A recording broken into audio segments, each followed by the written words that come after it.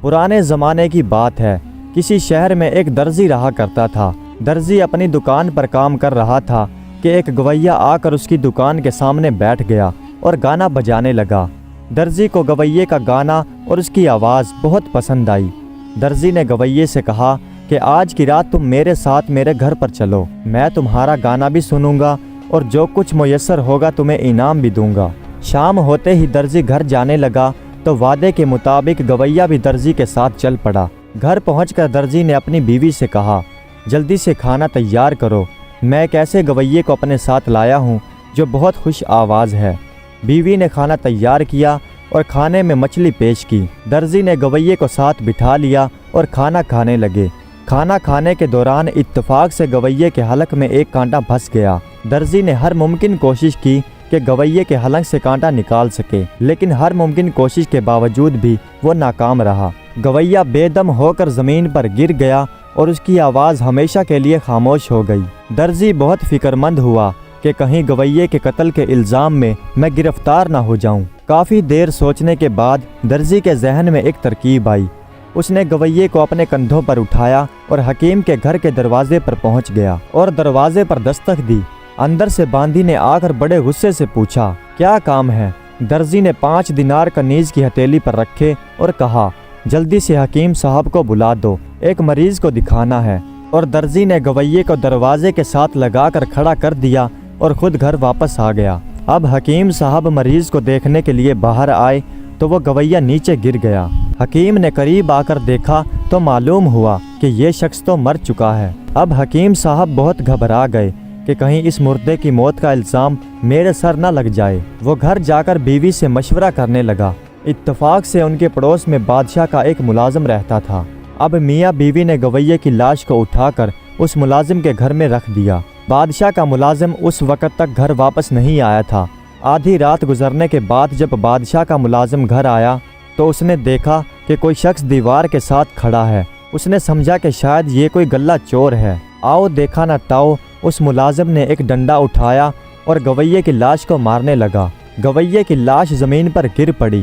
ملازم نے جب قریب جا کر دیکھا تو اسے پتہ چلا کہ یہ آدمی تو مر چکا ہے۔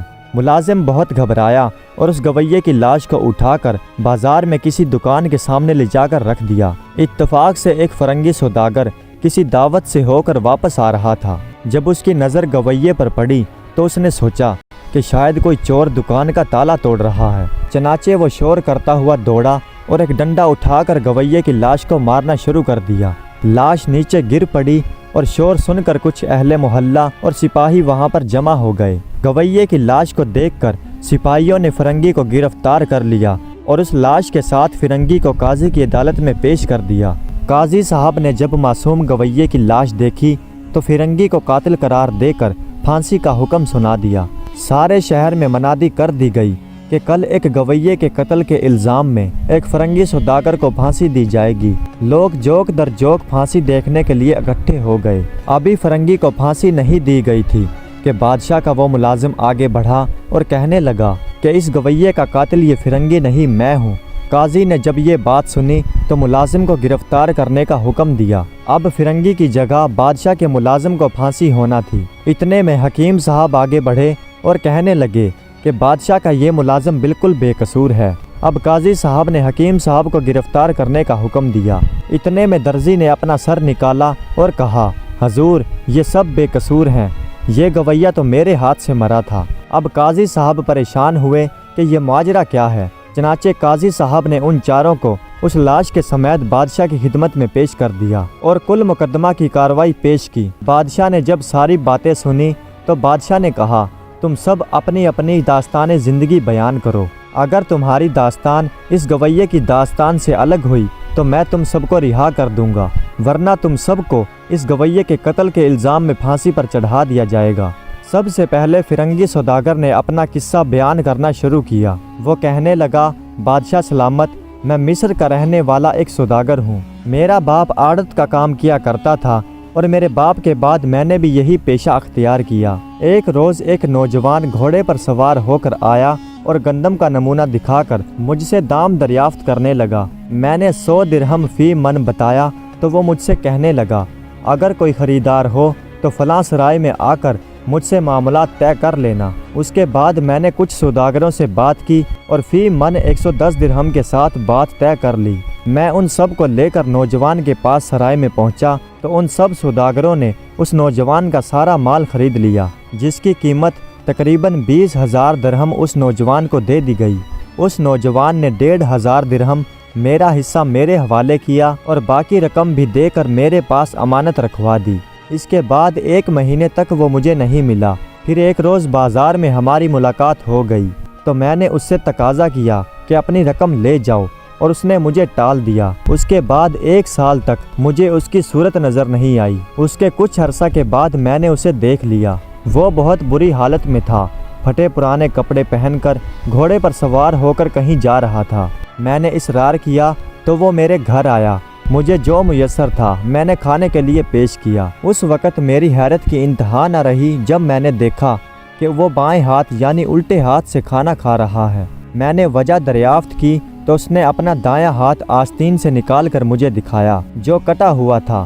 بادشاہ نے فرنگی کا یہ واقعہ سنا تو پوچھنے لگا کہ وہ نوجوان کون تھا اور اس کے ساتھ ایسا کیوں ہوا۔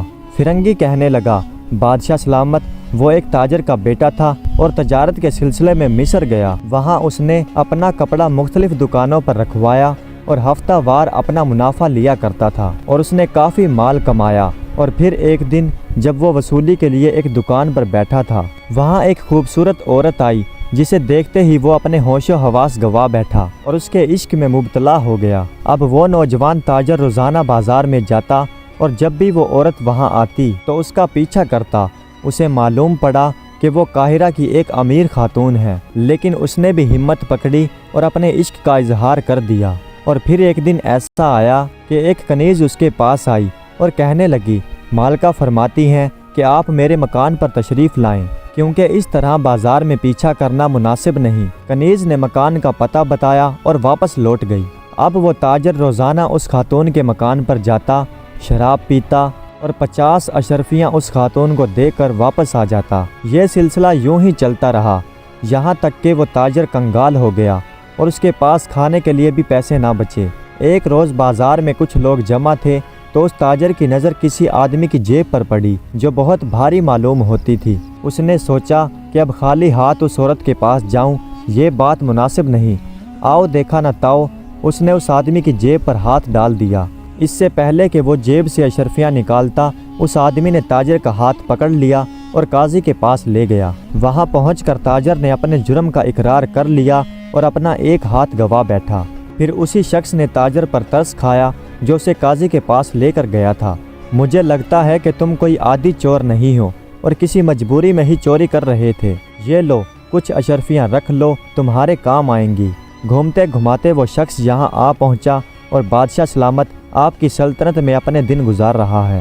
بادشاہ نے جب سارا واقعہ سن لیا تو کہا، تمہارا واقعہ اس گویے کے واقعے سے زیادہ مختلف نہیں، اس لیے مجھے تمہیں گویے کا قاتل قرار دے کر پھانسی کا حکم سنانا پڑے گا۔ یہ بات سنتے ہی بادشاہ کا اپنا ملازم آگے بڑھا اور عرض کرنے لگا، عالم پناہ، میں بھی ایک قصہ سنانا چاہتا ہوں جو امید ہے کہ اس فرنگی کے قصے سے مختلف ہوگا۔ وہی ملازم کہنے لگا، اسی شہر کاشگر میں چند روز ہوئے کسی جگہ پر دعوت طعام تھی۔ جب کھانا چنا گیا تو اس میں اور کھانوں کے ساتھ ساتھ لہسن پلاؤ بھی شامل تھا۔ ہم لوگ مزے سے کھانا کھا رہے تھے۔ جب لہسن پلاؤ کی باری آئی تو ایک نوجوان نے اسے کھانے سے انکار کر دیا، بلکہ دسترخوان ہی سے ہٹ کر دور بیٹھ گیا۔ جب تمام لوگوں نے اصرار کیا کہ تم بھی کھانا کھاؤ، اس نے ایک شرط رکھی کہ کھانا کھانے کے بعد 120 مرتبہ میرے ہاتھ پانی سے دھلوائے جائیں۔ بادشاہ سلامت، جب ہم نے اس کی یہ بات سنی تو ہم بہت حیران ہوئے۔ تو اس نے اپنے دونوں ہاتھ آستین سے نکال کر دکھائے۔ اس کے دونوں ہاتھوں کے انگوٹھے کٹے ہوئے تھے اور وہ کہنے لگا، اسی لہسن پلاؤ کی وجہ سے میرے دونوں انگوٹھے کاٹ دیے گئے تھے۔ بادشاہ سلامت، وہ نوجوان جس کے دونوں انگوٹھے کٹے ہوئے تھے وہ بھی ایک تاجر کا بیٹا تھا، لیکن زیادہ مالدار نہ تھا۔ وہ تجارت کے سلسلے میں مختلف علاقوں میں جاتا اور 4 اشرفیاں کما لاتا۔ ایک سفر کے دوران اسے بھی ایک لڑکی پسند آ گئی اور وہ لڑکی بھی اس نوجوان کو چاہنے لگی۔ اتفاق سے اس لڑکی کا تعلق شاہی خاندان سے تھا۔ یہ نوجوان اور وہ لڑکی چھپ چھپا کر ملنے لگے اور بات شادی تک پہنچ گئی۔ چونکہ خاتون کا تعلق شاہی خاندان سے تھا، اسے اجازت نہ ملی۔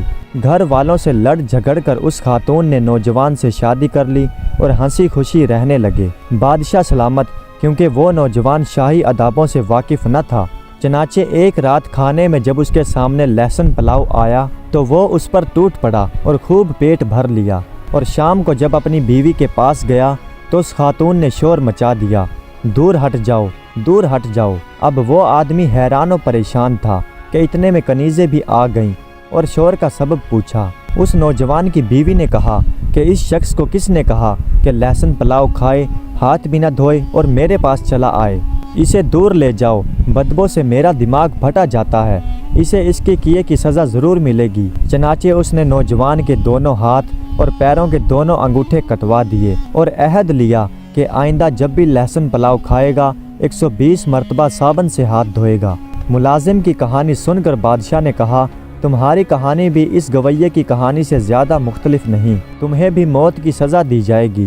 پھر بادشاہ حکیم کی طرف متوجہ ہوا اور کہنے لگا، کیا تم کوئی قصہ سنانا چاہو گے؟ حکیم کہنے لگا، بادشاہ سلامت، یہ ان دنوں کی بات ہے جب میں دمشق میں مطب کیا کرتا تھا۔ ایک روز شاہ دمشق نے مجھے طلب فرمایا اور ایک نوجوان کے معالجہ کا حکم دیا۔ میں نے اس نوجوان سے کہا کہ اپنی نفس دکھاؤ، تو اس نے اپنا بایاں یعنی الٹا ہاتھ آگے کر دیا۔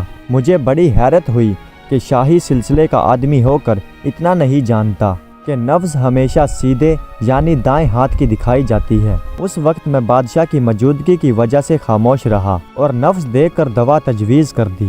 1 مہینہ علاج کے بعد وہ نوجوان تندرست ہو گیا، لیکن میرے دل میں ابھی بھی تجسس موجود تھا۔ آخر کار یہ معلوم کرنے میں کامیاب ہو گیا کہ وہ شخص اپنا الٹا ہاتھ کیوں دکھاتا تھا۔ دراصل اس کا دایاں ہاتھ کٹا ہوا تھا۔ بادشاہ نے جب قصہ یہاں تک سنا تو کہنے لگا، اچھا یہ بتاؤ یہ سب ہوا کیسے؟ حکیم کہنے لگا، بادشاہ سلامت، میں بس اتنا ہی جانتا ہوں، لیکن ہو سکتا ہے کہ اس کا دل بھی کسی خوبصورت عورت پر آیا ہو، چوری بھی کی ہو اور لہسن پلاؤ بھی کھایا ہو، تبھی تو اس کا پورا بازو کٹا ہوا تھا۔